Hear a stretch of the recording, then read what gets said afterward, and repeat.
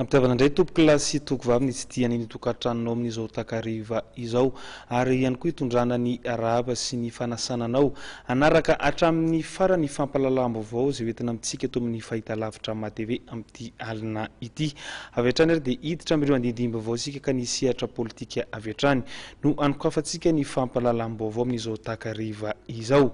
Tsy maintsy manova ny gouvernemanta ny filoham-pirenena Hery Rajaonarimampianina raha te hiara-dalana amin'ny sehatra iraisam-pirenena hoy Joshua Rakotondrazanany manoloana indrindra ny Rara Osinina Arfa.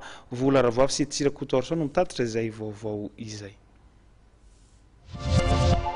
Misy akony betsaka amin'ny fitantanana ara-politika eto amin'ny firenena Rara Osinina Arfa ary tsy maintsy manova ny gouvernemanta ny filoham-pirenena Hery Rajaonarimampianina raha mbola te hiara-dalana amin'ny sehatra iraisam-pirenena.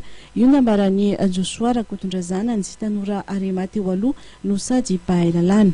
Ny firenena Hery amin'izao tontolo izao no tady vahaolana tamin'ny fametrarana filohan'ny repoblika teto.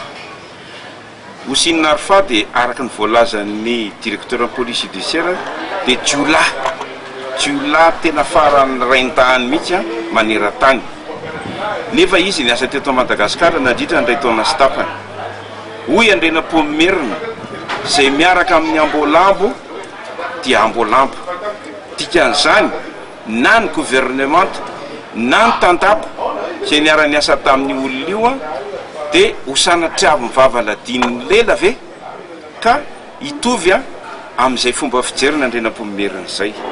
Dikany mivantravantry izao tontolo izao manaraka ny toetra ara-pirenena eto Madagasikara amin'ny fanasorana an'ireo manodidina amin'ny filoha sy ny gouvernemanta ny raitsin-kombakomba tamin'ny Osinina Arfa.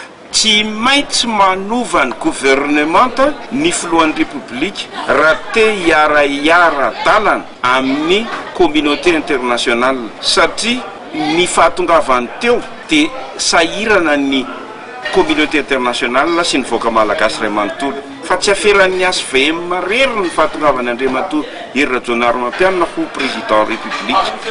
Ka raha ohatra ka voatohitohina ny momba ny Andriamatoa Hery Rajaonarimampianina filohan'ny repoblika dia izao tontolo izao zany mantany hiverina amina krizy mahatsiravina indray ve Madagasikara.